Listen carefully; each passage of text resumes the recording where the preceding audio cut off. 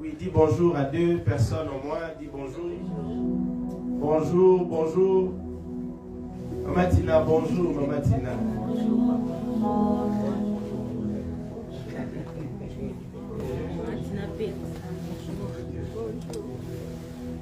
Que Dieu vous bénisse. Que Dieu vous bénisse abondamment. Amen. Voilà, nous allons commencer notre message.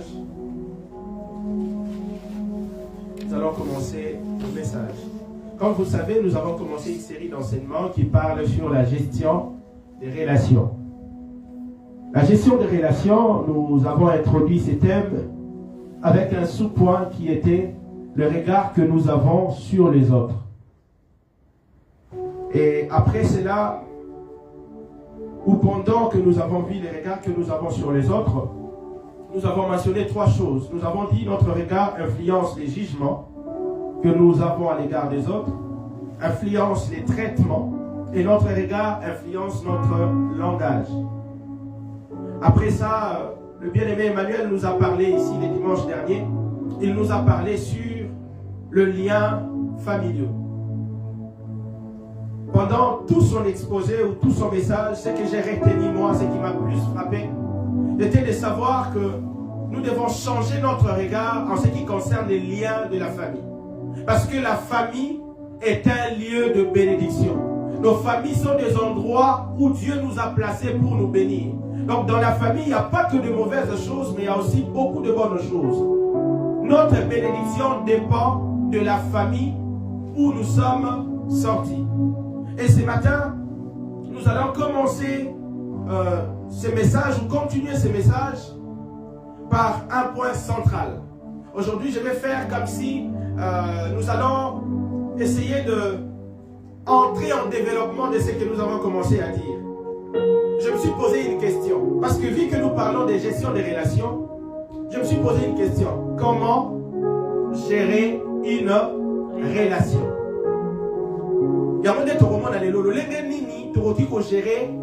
Comment gérer une relation?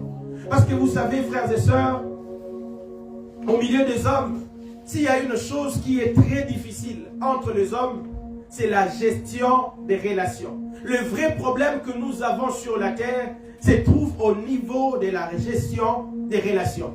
Or, quand Dieu nous a créés pour que l'homme interagisse avec les autres.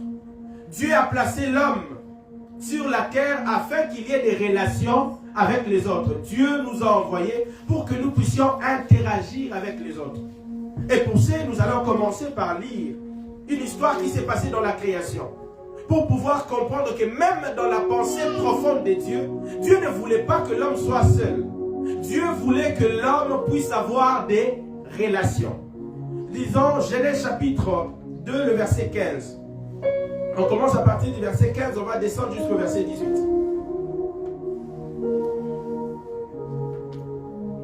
Nous avons dit le vrai problème qu'a l'homme sur la terre se trouve au niveau de la gestion des relations avec les autres. Car Dieu nous a créés pour interagir avec les autres. Allons dans la création. Genèse chapitre 2, à partir du verset 15. La Bible dit ceci. L'Éternel Dieu prit l'homme et les plaça dans les jardins d'Éden pour les cultiver et pour les garder. Dieu crée l'homme, il le place dans un jardin, avec la mission que l'homme puisse cultiver les jardins et qu'il puisse les garder. Plus loin, le verset 16 nous dit, l'Éternel Dieu donna cet ordre à l'homme. Tu pourras manger de tous les arbres du jardin. Ici, nous comprenons une réalité que l'homme, autour de lui, il y avait des arbres. Mais cela ne suffisait pas pour Dieu. L'homme n'était pas que tout seul, l'homme avait déjà une activité. Dieu lui a placé dans les jardins et il lui a créé une activité. Dieu lui a donné un travail.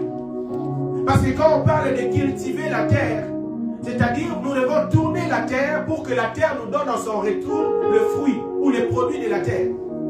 C'est-à-dire Dieu a donné un job à l'homme. Donc l'homme n'était pas sans travail. Mais cela ne suffisait pas. Continuons la lecture, vous allez voir. La Bible dit au verset 17. Mais tu ne mangeras pas de l'arbre de la connaissance du bien et du mal, car le jour où tu en mangeras, tu mourras. Et le verset 18, c'est là où les choses commencent.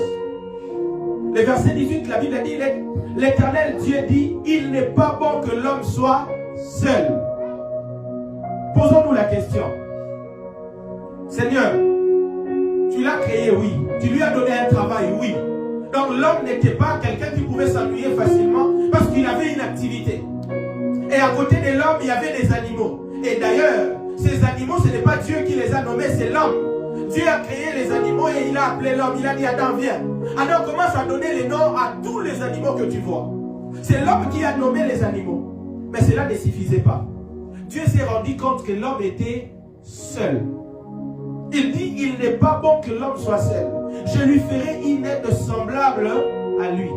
La relation commence là. Dieu dit, il n'est pas bon que l'homme soit seul, mais je dois lui faire une aide qui sera seule. C'est-à-dire, il va créer une autre personne qui sera comme lui. Dieu va mettre Adam en relation. Connaissant la matière avec laquelle il a fabriqué l'homme, il savait que l'homme, sans un être semblable, il ne pourra pas vivre. L'homme sans relation ne peut pas exister. Frères et sœurs, nous avons tous besoin de relations. Et d'ailleurs, pour que nous venions sur la terre, nous sommes les résultats d'une relation. Qui est venu sur la terre tout seul? Nous sommes les résultats d'une relation. Deux personnes se sont croisées un jour. Ils se sont mis d'accord pour pouvoir nous avoir, pour pouvoir fonder une famille. Donc la famille est le résultat réel d'une relation. Et ici, Dieu comprend cela. Il dit, il n'est pas bon que l'homme soit seul. Parce qu'en créant l'homme, il savait les potentiels qu'il a mis en l'homme. L'homme, en vérité, c'est un être relationnel. L'homme ne pouvait pas parler avec les arbres. Il pouvait couper les arbres. Il pouvait en faire du fumier et les feuilles des arbres. Il pouvait tourner la terre, mais cela ne suffisait pas. Il a fallu créer une aide semblable. Parce que l'homme est un être relationnel. Et Dieu ne voulait pas que Adam demeure isolé dans le jardin d'Éden. Parce qu'il n'y avait pas quelqu'un qui était comme lui. Il lui mit en relation avec celle qu'on appelle Ève. C'est-à-dire Dieu s'est organisé pour créer une femme qu'on appelait Ève. Et Dieu l'a mis à côté d'Adam. La première raison pour laquelle Dieu met Ève à côté d'Adam, c'était pour que l'homme ne soit pas dans la solitude. Parce qu'il savait que tu peux travailler. C'est comme quelqu'un qui me dira, moi je travaille déjà, ça me suffit. Non, non, non. Tu peux travailler, mais si tu n'as pas de relations en dehors de ton travail, tu vas t'ennuyer. Tu seras dans la solitude. Demandez aux gens qui vivent seuls, ils vont vous l'expliquer. Nous pouvons travailler, mais nous allons les découvrir dans la suite que nous avons plusieurs sortes de relations. Ici, Dieu place Ève à côté d'Adam pour que l'homme ne soit pas dans la solitude. Et ici, Dieu a cherché à mettre Adam en relation. Il n'y avait pas encore de péché. Parce qu'aujourd'hui, les gens se disent, moi je ne vais pas avoir la relation avec les autres. Pourquoi? Parce que les gens sont mauvais. Mes frères et sœurs, quand bien même les gens peuvent être mauvais, nous devons savoir une chose. Ce que nous sommes en train de lire, c'est passé dans l'environnement le plus parfait. C'est dans l'environnement le plus parfait où Dieu cherche à mettre l'homme en communication avec l'autre. Dieu veut nous connecter avec l'autre.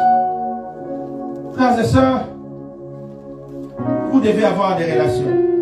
Nous devons avoir des relations. Nous devons avoir des relations.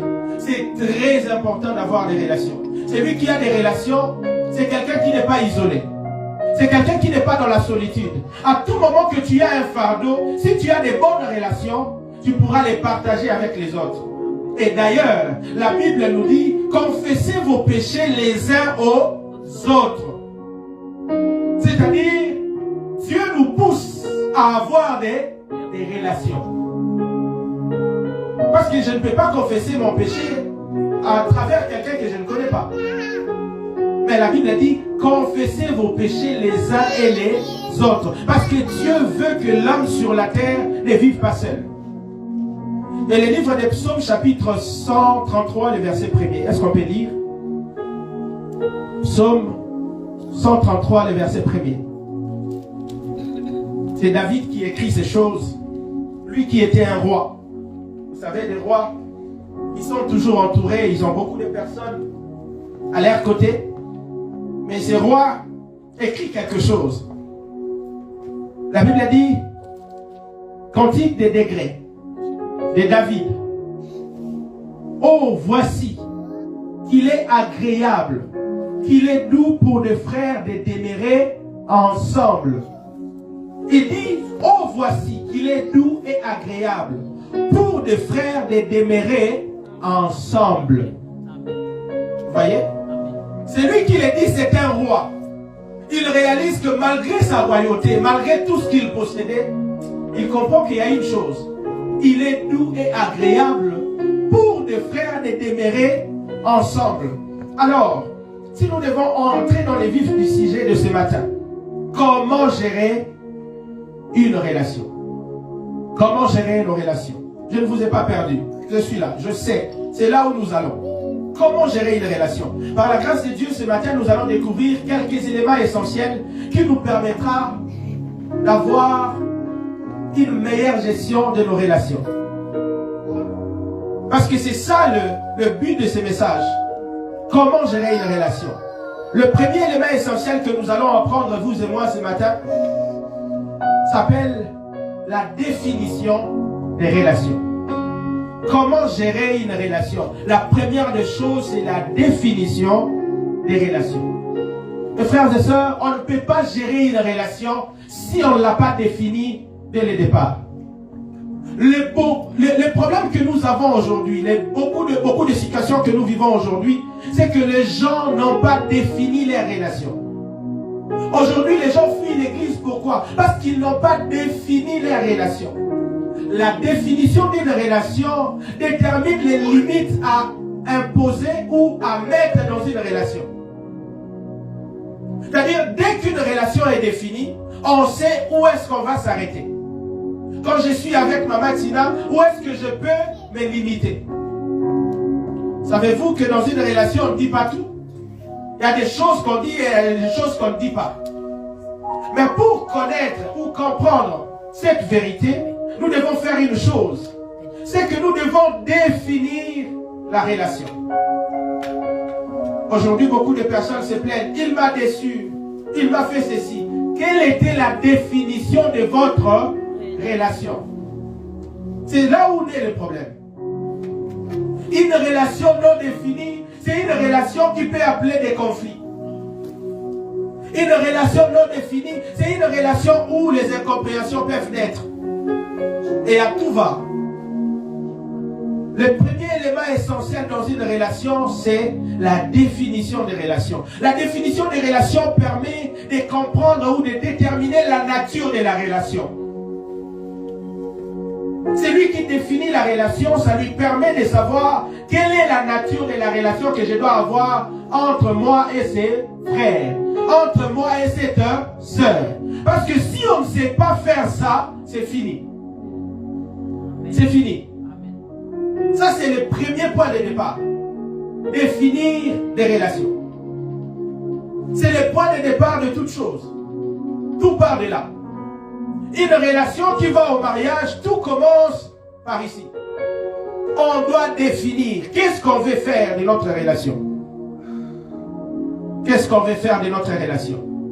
Pourquoi définir une relation? Définir une relation nous aide à poser des limites. Les limites des langages. Il y a des expressions que je peux utiliser avec un ami que je n'utiliserai pas avec un frère ou une sœur en Christ. Parce que nous n'avons pas la même relation. Il y a des choses que je peux dire à ma femme, il y a des choses que je ne peux pas dire à une sœur lambda. On n'a pas la même nature de relation. C'est-à-dire, je m'impose des limites dès que la relation est définie. Les limites sur nos langages. Deuxièmement, la définition des relations nous aide dans les limites, dans les conversations. Deuxième importance pour définir les relations, ça nous permet d'avoir des limites dans nos conversations. C'est-à-dire, quand nous parlons, il y a des choses que je ne peux pas dire à tout le monde. Supposons, je vous donne un exemple. Un bien-aimé qui vient aujourd'hui nous visiter. Est-ce est-ce que je peux vraiment aller m'approcher de lui et dire, maman, vous savez, on doit payer les loyers de ce mois-ci? Jamais, impossible. La nature de la relation que nous avons ne me permet pas de m'approcher de la personne et lui dire, maman, nous allons payer les loyers. Non. Mais je ne m'empêcherai pas de dire à Emmanuel, on doit payer les loyers. Je ne m'empêcherai pas de dire à Christelle, on doit payer les loyers. Je ne m'empêcherai pas de cela. À cause de quoi? Parce que je sais définir la relation que j'ai avec chacun d'entre vous. Et si nous allons plus loin, la deuxième ou la dernière chose du pourquoi nous devons définir les relations, c'est que notre comportement est lié à la nature de la relation que nous avons définie. Vous savez, la relation entre mère et fils, quand je vais chez ma mère, je n'ai pas honte de dire maman j'ai faim. Mais quand je vais chez une sœur en Christ, je ne dirai pas j'ai faim même si j'ai faim. Mon comportement s'adapte également par rapport à la définition ou à la nature de la relation que j'ai avec la personne. Donc, je ne peux que dire à ma mère, à ma femme, aux gens qui me sont proches que j'ai faim. Parce que je sais que là, on me donnera à manger. Parce qu'il y a certaines personnes, si tu lui dis j'ai faim, quand tu donnes ton dos, il va dire, moi aussi, la belle qui était pour la nuit. Ati qui peut la mobile du matin. Parce qu'il y a des nini, maman pasteur et. Mes frères et sœurs, ce n'est pas ça la question. Je peux bien manger le matin, mais il est midi. J'ai faim à midi. Ma femme est restée à la maison, moi je suis au travail. Mais je passe chez toi, je peux facilement manger par rapport à la définition de la relation que nous avons. Et je vais donner quelques exemples pratiques. Celui qui veut se marier ne cherche pas une relation pour l'intercession. Il ne va pas chercher un frère pour qu'ils aillent prier. Celui qui cherche à se marier va chercher une relation amoureuse. C'est-à-dire, tout est défini dans un cadre. Une relation amoureuse. Celui qui veut une relation amicale cherche quelqu'un qui deviendra son ami. Il ne cherche pas une relation amoureuse. Celui qui est dans une famille cherche une relation familiale, c'est tout. Pas autre chose. Parce qu'il y a des liens de sang. Je cherche une relation qui est simplement familiale. Au boulot, nous avons des relations qui sont professionnelles. Je peux vous rassurer, j'ai des numéros de mes collègues, certains de mes collègues. Mais je n'ai jamais eu le courage de les appeler. Parce que c'est une relation disons, professionnelle. Tout s'arrête au travail. Je les appelle qu'au boulot. Et aussi m'appellent qu'au travail. Ah, mais tu as dépassé 5 minutes de ta pause. Tu ne sais pas que nous aussi on doit partir en pause. Ah là, je cours. Pour remonter, pourquoi? Parce que je dois les libérer. Mais si c'était cela, je ne les appellerai jamais. Parce que c'est une relation professionnelle. À l'église, nous avons ce qu'on appelle la relation fraternelle. Ici, c'est la fraternité. Et cette relation a aussi beaucoup de limites. La relation de la fraternité ne nous donne pas le droit de critiquer ni de juger un frère. Parce que du reste, tu n'es pas son créateur. Et aussi longtemps que tu ne connais pas sa vie, la fraternité se limite par l'amour fraternel. Bonjour maman, bonjour papa. Vous allez bien? Oui.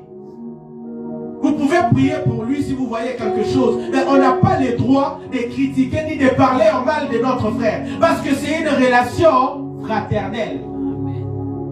Ça, c'est ce genre de relations qui sont à l'église. Chaque relation définie, ça se définit par rapport à un cadre donné. Mes frères et sœurs, pour mieux vivre avec une personne, nous devons savoir ce qui nous unit. Qu'est-ce qui nous unit? Est-ce que nous sommes unis par les sons? Nous sommes unis par le travail? Cela nous permet de mieux vivre avec les autres. Mais si nous essayons de tout mélanger, c'est là où les problèmes commencent. Vous savez, dans cette ville, nous avons beaucoup de personnes qui sont à la maison, qui ne viennent pas à l'église. Vous connaissez la raison? Un jour, j'étais dans une église, les comportements d'un frère. Une sœur m'a dit, un frère m'a dit, on m'a fait ceci. Mes frères et sœurs, c'est parce que les relations ne sont pas définies. Voilà pourquoi ici, nous prêchons de tout. Faut bien dire la vérité que mentir. Pour que chaque personne qui vient à l'église comprenne quelle est la nature des relations que je dois avoir avec mes frères et mes sœurs. Cela nous permettra d'avoir moins de conflits. Je ne dis pas que les conflits ne viendront pas. Ça peut venir. Mais cela nous aidera à avoir moins de problèmes. Parce que chaque personne aura sa place et saura comment il doit se comporter. Et pour évoluer, nous ne devons pas mélanger les relations. C'est-à-dire, les relations professionnelles doivent rester professionnelles. Les relations familiales doivent rester familiales. Les relations fraternelles doivent rester fraternelles. Dieu peut faire en sorte que vous puissiez développer votre relation. Ça a commencé à l'église, mais ça va plus loin. Mais cela doit être aussi encadré et limité. Amen. Amen. Alors, deuxième élément que nous allons voir sur comment gérer une relation, ça s'appelle la notion de la ressemblance.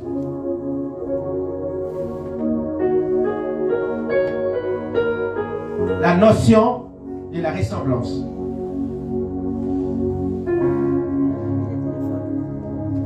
Le premier élément, nous avons dit, c'est la définition des relations. Le deuxième élément, nous parlons de la notion des ressemblances. La notion des ressemblances, c'est tout simple. C'est-à-dire que nous sommes tous égaux.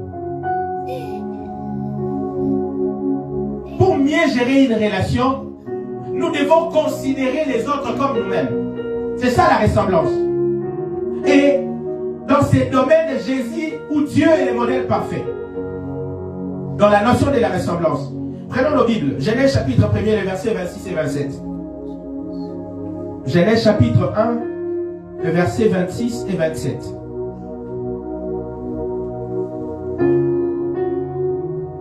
Genèse 26, je lis au nom de Jésus. La Bible dit, puis Dieu dit, faisons l'homme à notre image, selon notre ressemblance, et qu'il domine sur le poisson de la mer, sur les oiseaux du ciel, sur le bétail, sur toute la terre et sur tous les reptiles qui rampent sur la terre.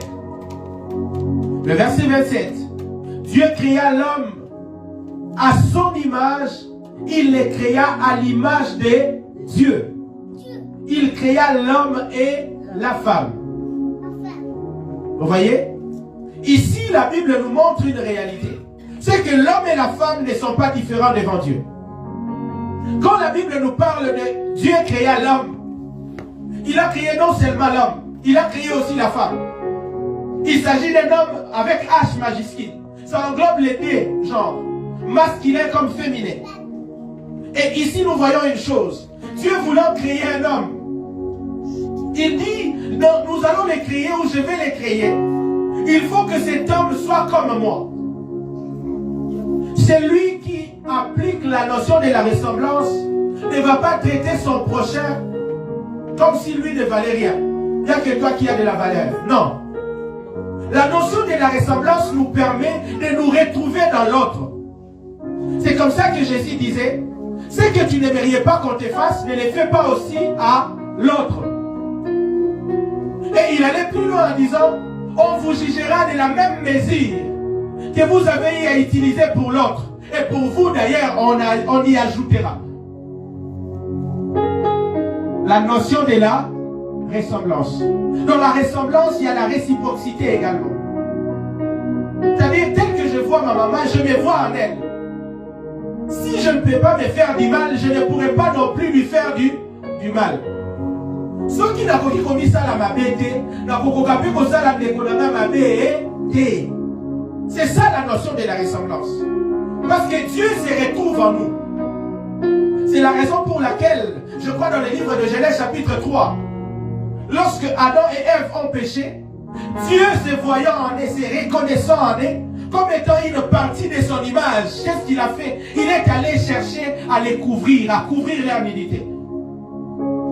La Bible dit qu'il a tué des animaux et il a pris la peau des animaux, il les a fabriqués des vêtements. Comment est-ce que Dieu peut devenir un tailleur? À cause de la ressemblance. À cause de la ressemblance. La notion de la ressemblance nous pousse à considérer les autres comme nous-mêmes, à traiter les autres comme nous-mêmes. Amen. Et la Bible dit encore dans le livre de 1 Jean chapitre 4, le verset 17, tel il est, tel nous sommes. Tel que Dieu est, c'est tel que nous sommes. Et c'est comme ça que Dieu nous a donné les pouvoirs. Il nous a créés comme lui, ne voulant pas garder tout pour lui, il nous a donné tout le pouvoir. Il est écrit, vous êtes des dieux, mais vous mourrez comme des hommes. Dieu a fait de nous des dieux. Pourquoi? Pour qu'il y ait les respects. Pour qu'il y ait les respects. Dans le livre de 1 Jean chapitre 4, le verset 17, je l'ai cité, la Bible dit, tel il est, tel nous sommes dans ce monde.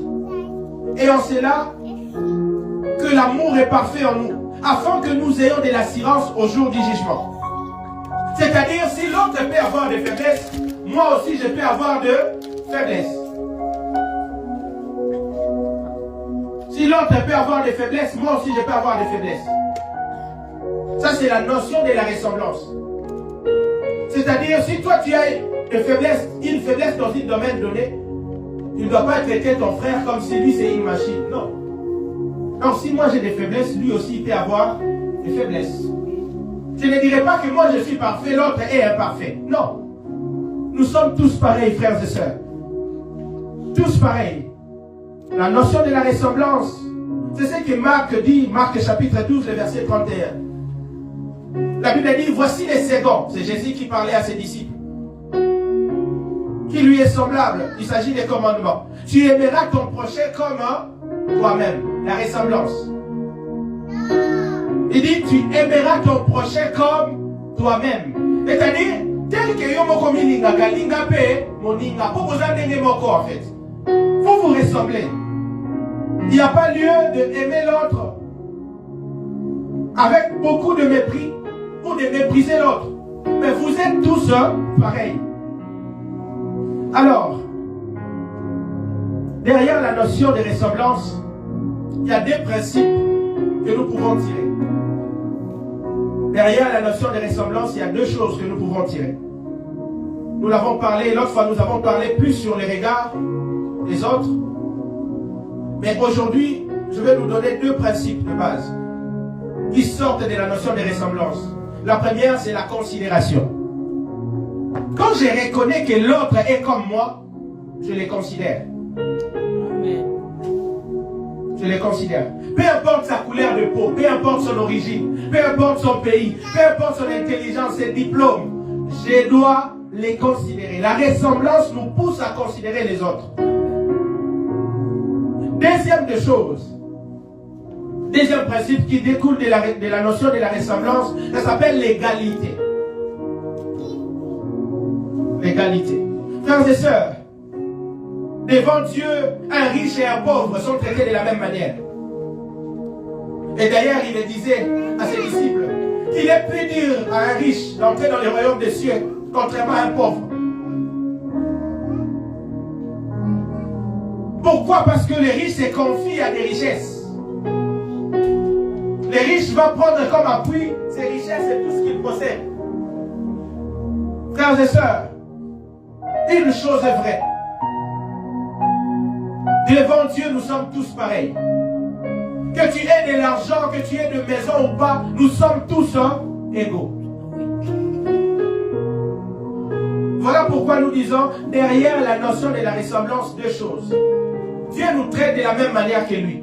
Parce qu'il a porté la chair. Il sait ce que le péché fait en nous. Ce n'est pas en fait qu'il a quitté les ciels et venu sur la terre.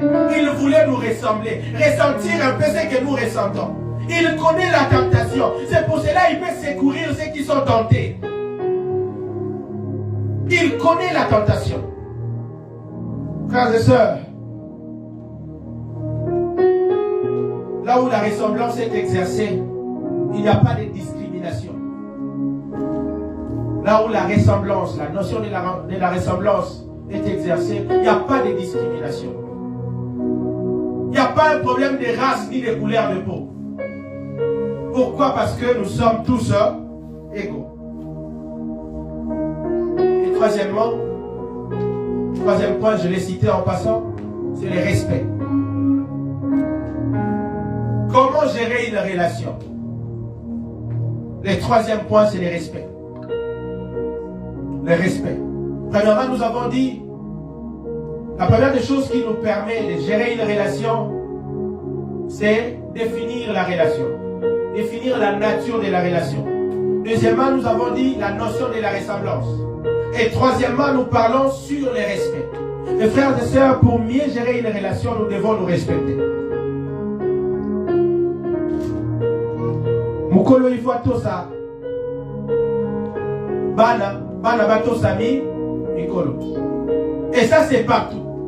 Que ce soit au travail, les directeurs doivent respecter les ouvriers et les ouvriers pareil.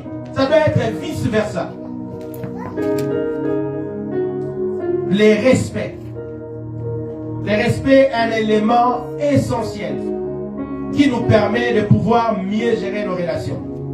Le respect, c'est un sentiment qui porte à accorder à quelqu'un de la considération en raison de la valeur qu'on lui reconnaît. Un sentiment qui nous pousse à considérer les autres. Mes frères et sœurs, apprenons à nous respecter. Même dans nos familles, nous devons nous respecter. Ce n'est pas parce que toi tu es grand frère et que les autres sont derrière toi ou grande sœur que tu dois les malmener. Non, respecte-le.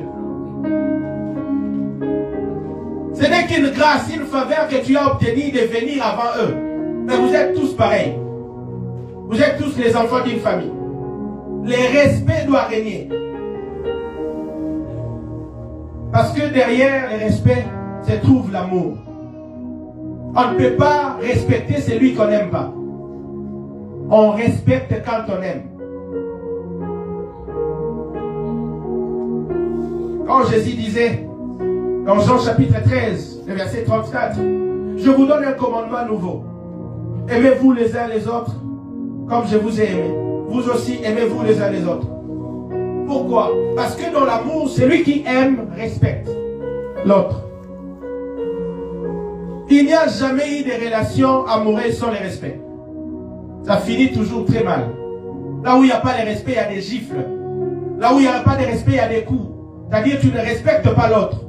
Et au final, ça finit toujours par les divorces. Et dit en passant. Papa doit respecter maman, maman doit respecter papa. Les enfants doivent respecter les parents doivent respecter les enfants. Et Jésus disait dans la Bible, je crois dans le livre des Éphésiens, c'est Paul qui écrit en disant, parents, n'irritez pas vos enfants. Pourquoi Paul demande aux parents de ne pas irriter les enfants? Parce que les enfants aussi méritent le respect. Et le quatrième élément sur comment gérer nos relations, ça s'appelle la discrétion. La discrétion. Frères et sœurs, nous devons savoir garder les secrets. L'homme est appelé à vivre avec les autres. Si tu ne veux pas vivre avec les autres, meurs. C'est que je ne souhaite pas.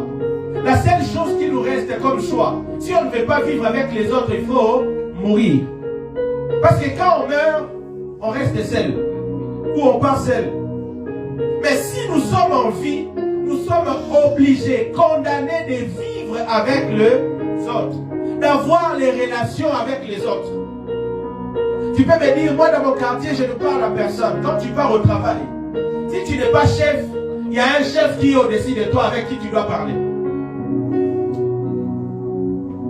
Il y a un collègue à qui tu dois demander comment on fait ça, comment on fait ci. Une relation. Frères et sœurs, nous devons toujours avoir des relations. Parce que l'homme, Dieu l'a créé comme ça. Et nous avons vu dans l'environnement les plus parfaits. Adam n'a pas cherché Ève. Adam a été créé par Dieu. Dieu les place dans les jardins et réalise que non. Même moi au ciel, j'ai des anges. Je ne peux pas continuer à laisser cet homme comme ça. Je dois lui mettre en relation avec une autre personne. Pendant que nous sommes en relation avec les autres, nous devons savoir garder les secrets. Celui qui ne sait pas garder les secrets ne peut pas demeurer dans des relations. La discrétion. Frères et sœurs, On ne peut pas servir Dieu sans la discrétion.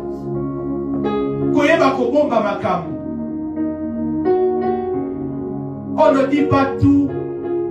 On peut entendre beaucoup. On peut écouter beaucoup. Mais ne jamais livrer un frère. Ne jamais livrer une sœur. Mais qu'est-ce qu'on ne voit pas de nos jours? Un bien-aimé a commis un faux pas qui vient, parce que la Bible nous dit confessez vos péchés les uns et les autres. Il vient te chercher, toi, une sœur. Il dit, comme je trouve cette maman-là, c'est-à-dire ma maman, si je vais vers elle, elle va prier pour moi. Et la personne vient se confier à la maman en disant, maman, voici j'ai fait ça. Ah d'accord ma fille, ce n'est pas grave, est-ce qu'on peut prier? Parce que c'est la Bible qui nous recommande de confesser nos péchés les uns les autres. Mais juste derrière, qu'est-ce qui arrive? La sœur apprend ce qui a été dit comme confession à un autre bien-aimé dans les oreilles de quelqu'un d'autre. Oh, mais ma camo n'a eu ça qui a mon maman X. Et combien de matin il y a frère Y négué? Mes frères et sœurs, ça ce sont des choses que la Bible condamne. Ce sont des choses que la Bible condamne. La discrétion doit primer dans notre vie en tant qu'enfant de Dieu. Et pour mieux avoir des relations, nous devons l'activer. Si ce matin vous avez désactivé la discrétion, nous devons tous l'activer ou la réactiver. La discrétion doit être toujours active dans notre vie quotidienne. Parce qu'il y a certaines choses que nous devons garder secrètes. Proverbe chapitre 10, le verset 19 nous dit ceci. Celui qui parle beaucoup ne manque pas de péché. Et celui qui retient ses lèvres est un homme prudent. Proverbe chapitre 10, le verset 19. Celui qui parle beaucoup ne manque pas de péché. Plus tu vas aussi tomber dans les péchés. Et tu te rends toi-même impur devant Dieu. Frères et sœurs, la Bible nous demande, ce matin nous apprenons que si nous voulons mieux gérer nos relations, il y a des choses pour lesquelles tu dois repasser dans ton cœur. On te dit ça, tu les gardes pour toi, tu peux mourir avec ça. Mais ne jamais le dire à personne. Parce que tu vas détruire un frère. Parce que tu vas créer des conflits. Parce que tu vas révolter quelqu'un. Et cinquième élément avant que nous puissions prier, que nous devons savoir pour mieux gérer nos relations, ça s'appelle la communication. La communication. Un élément essentiel pour mieux gérer les relations. Mes frères et sœurs, nous devons nous communiquer. C'est comme ça qu'à l'église, j'encourage les gens. Ne souffre pas seul avec ton problème. Tu parles. La Bible dit, soutenez-vous les uns les autres. Aimez-vous les uns les autres. Pourquoi la Bible nous recommandait toujours, ou Jésus le disait toujours, aimez-vous les uns et les... Il ne disait pas, aime seulement, non. Il mettait toujours la réciprocité au centre. Ça doit avoir une flèche d'aller et une autre flèche de retour. C'est-à-dire, moi je dois t'aimer, toi aussi tu dois m'aimer. Mes frères et sœurs, nous devons nous communiquer. La communication, c'est un élément essentiel pour développer nos relations. Si on ne se parle pas, on ne se connaîtra pas et nous allons vivre dans l'ignorance. Un jour, je vois une femme dans l'église. Et d'ailleurs, c'était pas l'église. Je vais donner l'exemple de celui que j'ai rendu visite à la maison. J'y vais chez elle. C'était une grande sœur. Une fois que j'arrive, je ne savais pas qu'elle était malade, elle était souffrante. Mais ça faisait longtemps que je ne l'avais pas vue. Et pendant que je priais une nuit, je sentais dans mon cœur que je devais aller la visiter. J'arrive dans cette maison, elle me reçoit, mais je l'ai vue bizarre, elle était bizarre, pas maquillée comme d'habitude et tout ça. Ensuite, elle me dira, j'ai passé presque 3 mois à l'hôpital. Je suis en train de souffrir. Je ne peux plus te les cacher. Je préfère te dire ce que je suis en train de vivre en ce moment. Je sais que tu es un petit frère pour moi, mais je n'ai pas honte de te le dire. Je suis tombée enceinte. Et la grossesse que j'ai, on m'a demandé de pouvoir, comment je vais le dire? C'est-à-dire, elle avait non seulement la grossesse, mais elle avait aussi les myomes en même temps. Or, selon la médecine, le myome et l'enfant ne peuvent pas cohabiter. C'est-à-dire, on l'exigeait de perdre l'enfant, ensuite on va opérer les myomes, et prochainement, peut-être, elle pourra tomber enceinte normalement. Parce que sinon, ça ne peut pas cohabiter. Et elle refusait catégoriquement en disant, non, je ne vais pas. Je vais garder mon enfant. Et elle a fait 3 mois. Au bout duquel le médecin se dit, non, ça y est. Là, on doit te libérer, tu rentres chez toi parce que on a tout fait, mais ça ne marche pas. Vu que tu ne veux pas comprendre, rentre quand même chez toi. Et on va voir. Si tu réfléchis, tu reviens, on pourra décider de t'opérer tout en procédant d'abord par évacuer la grossesse ou enlever l'enfant qu'il y a dans ton ventre. Et là, j'arrive, la sœur me parle en me disant, voilà ce que je traverse. Je sens dans mon cœur que nous devons prier. Je dis, ah, d'accord, laisse-moi juste le temps de prier. Ok. On a parlé, je suis parti. Je priais, Dieu me dit, quand tu iras là-bas, prends juste l'eau de son robinet. N'amène pas de l'eau de chez toi, prends l'eau chez lui. J'arrive, je lui avais donné, je crois, 1 semaine de rendez-vous. Je retourne, je lui dis, Yaya, je priais, Dieu m'a dit, on va juste prier, mais avec de l'eau. On a pris de l'eau, on a prié pour l'eau, on a donné à ma soeur, ma grande soeur. Et quelque chose s'est passé. C'est que quand elle a pris cette eau, elle avait un rendez-vous dans 2 semaines à l'hôpital. C'était le tout dernier. Soit elle décide, ou on les laisse se débrouiller avec sa grossesse. Parce qu'elle était souffrante. Elle souffrait extrêmement. Quand elle rentre à l'hôpital, les médecins ont dit, on va te réexaminer pour prendre une décision finale avec toi. Mais bizarrement, ils font l'examen, ils découvrent que les myomes ont disparu du ventre. Et en ce moment-là, on lui pose la question lorsqu'ils ont eu les résultats. Quel traitement a-t-il subi pour que le myome puisse disparaître? Parce qu'on ne voit plus rien. Mes frères et sœurs, la communication permettra que Dieu puisse se manifester au travers de toi. Amen. Si on ne se communique pas, on va bloquer l'action du Saint-Esprit. Il a dit en mon nom, vous prierez pour le malade, vous imposerez les malades aux malades et ils seront guéris. Mais comment on peut t'imposer le mal si tu ne parles pas que tu es malade? Mes frères et sœurs, Dieu agit. Mais même ces dieux-là demandent la communication. Dieu ne peut pas exaucer quelqu'un qui ne parle pas. Regardez ce qu'il dit. Jérémie 33:3. Il dit quoi? Invoque-moi et je te répondrai. Jérémie 33:3. Il dit, invoque-moi et je te répondrai. La communication. Dieu n'est pas ignorant de ce que nous vivons. Dieu voit tout, n'est-ce pas?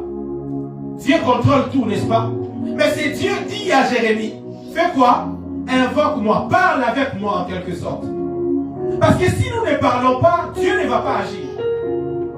Mes frères et sœurs, la communication demeure un élément clé pour approfondir nos relations, pour développer nos relations et maintenir nos relations. Si vous voulez savoir qu'une relation est en train de mourir ou de s'éteindre, c'est qu'il commence avant, les signes avant-coureurs de la rupture d'une relation, ça s'appelle le silence. Le silence précède la rupture d'une relation. C'est-à-dire la communication n'existe plus. Frères et sœurs, même pour voir un miracle venant de Dieu, tu dois le déranger. Tu dois l'appeler. Et quand il dit à Jérémie, invoque-moi, il dit quoi? Parle-moi. Je t'annoncerai des grandes choses. Donc avant que Dieu ne puisse nous montrer des choses, il nous faut parler avec lui. Il nous faut dialoguer avec lui. Il nous faut communiquer avec lui. Et la conséquence, c'est que le ciel va s'ouvrir. Il va commencer à te montrer des choses que tu n'as jamais vécues. Et au-delà de cela, Il dit même les choses qui ont été cachées, que tu ne connaissais pas. Si tu commences à parler avec moi, je vais commencer à te les révéler. Mes frères et sœurs, il y a des choses que tu dois connaître dans la vie de l'autre. Mais il faut que l'autre te les dise. Aujourd'hui, ce que nous avons à l'église, c'est que les gens viennent à l'église avec leur fardeau, que je peux considérer comme un sac à dos. Ils viennent à l'église avec les sacs. On leur donne la place. Maman, asseyez-vous là. Papa, mettez-vous là. Les papas, au lieu de prendre les sacs et de les déposer, ils gardent son sac. Mais toi, tu es venu là où on devait déposer les fardeaux. Pourquoi tu gardes les sacs? Mes frères et sœurs, nous ne pouvons pas mieux prier pour vous si vous ne nous dites pas c'est de quoi vous souffrez. C'est par quoi vous vivez. Il y a des choses que Dieu peut nous révéler. Mais la Bible dit nous prophétisons en partie. Nous connaissons en partie. C'est-à-dire il y a des choses que Dieu peut nous montrer. Mais certaines choses, il va les garder pour lui-même. Si vous ne parlez pas, c'est fini. Vous pouvez avoir une sœur qui souffre. Vous ne voulez pas dire que j'ai ma sœur qui souffre. Mais qui sait si Dieu peut les guérir de cette maladie? Qui sait si Dieu peut délivrer du sida? Mes frères et sœurs, si on ne dit pas que j'ai le sida, on ne connaîtra pas les dieux qui délivrent du sida. Si on ne dit pas que je souffre de telle maladie, on ne connaîtra pas la guérison. La communication permet à ce que nous puissions connaître et nous puissions prier. Même Dieu en a besoin. Dieu les désire. Il dit dans Matthieu chapitre 11, le verset 28, « Venez à moi, vous tous qui êtes fatigués et chargés, et je vous donnerai du repos. » Matthieu chapitre 11, le verset 28. « Venez à moi. » Il est au ciel. Comment on va venir à lui? Par la prière. C'est-à-dire, viens avec ton sac. Entre avec à l'église, mais ne reste pas avec ton sac à dos. Sinon, tu vas empêcher la main de Dieu d'agir. Dieu veut nous changer ce matin. Dieu veut nous transformer ce matin. Il veut que nous puissions avancer avec lui. Voilà pourquoi nous allons élever nos voix et commencer à parler. Je ne sais pas parmi les points que nous avons énumérés ici, qu'est-ce que tu peux demander à Dieu? Que Dieu t'aide à mieux te communiquer avec les autres, ou que Dieu te permette de devenir de plus en plus discret. Qu'est-ce que tu vas désirer? À définir les relations? Est-ce qu'on peut élever nos voix et prier?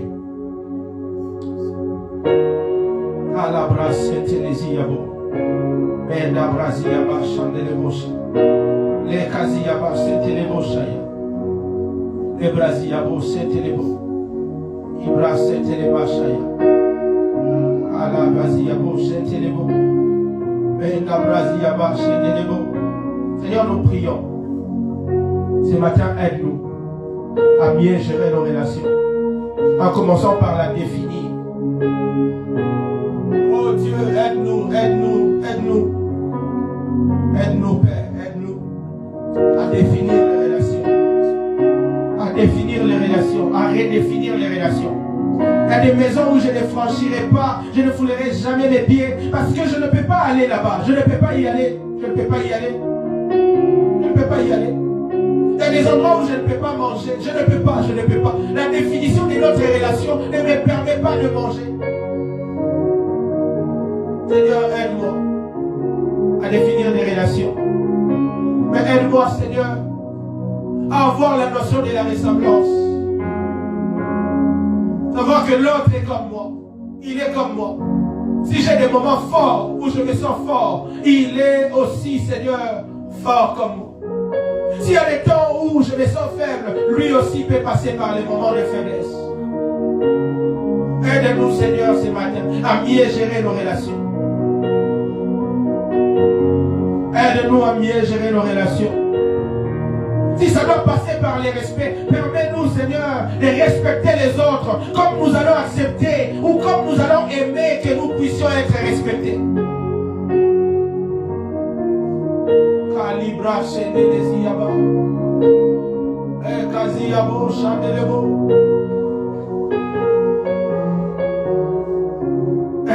Aide-nous, Seigneur, à mieux gérer nos relations. Ces choses que nous apprenons, ce n'est pas pour que nous puissions écouter et les oublier. Si ce n'est que par la discrétion, Père, permet à quelqu'un ce matin de devenir de plus en plus discret. De ne pas trop parler, de ne pas trop parler, de ne pas livrer les secrets des autres. Nous allons permettre l'Église, nous allons remettre les rideaux que Dieu a déchirés à la croix de Golgotha. La Bible dit à la fois, les voiles du temple se sont déchirés en deux, depuis le haut jusqu'en bas. Mais notre comportement à l'Église constitue encore ces rideaux qui empêchent aux gens de venir. Aide-nous à garder les secrets. Bien-aimé, prie, parle à ton Dieu, parle à ton Dieu.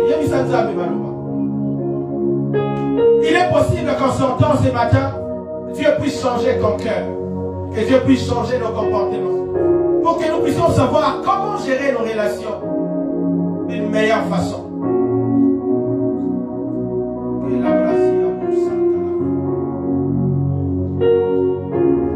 Apprends-nous à nous communiquer.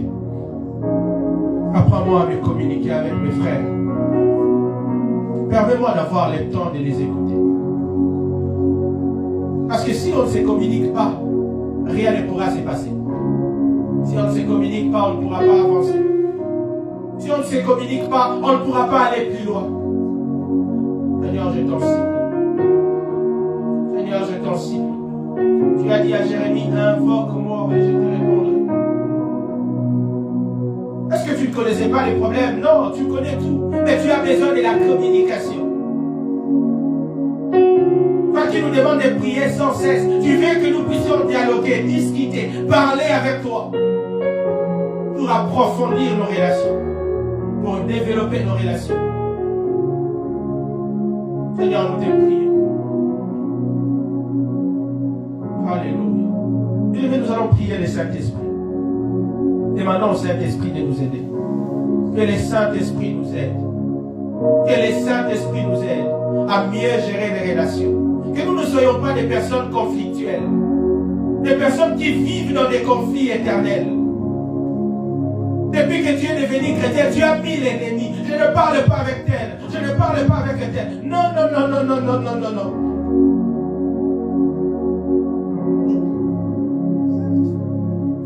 Dis au Saint-Esprit de nous changer. Dis au Saint-Esprit, Saint-Esprit change ma vie, change ma vie. La Bible dit, celui qui est son frère, c'est un meurtrier. Toi, tu ne parles pas avec tout le monde. Mais tu crois que tu es chrétien. Non, non, non, non, non, ce n'est pas comme ça. La vie chrétienne, c'est une vie relationnelle. Ça nous oblige de parler avec les autres. Comment on encouragera les autres à venir à l'église? Saint-Esprit vient nous aider. Depuis longtemps, nous avons commencé à vivre avec des mythes dans la tête. Nous avons commencé à vivre avec des forteresses. En disant que être chrétien, c'est que moi, c'est que moi. Non, non, non, non, non. Pas les autres. Les gens sont en train de mourir. Les gens ont des problèmes, ils ont des situations compliquées. Ils ne savent pas comment venir à l'église. Seigneur Dieu, nous te prions. Gaïa, nous te prions. Abba, nous te prions.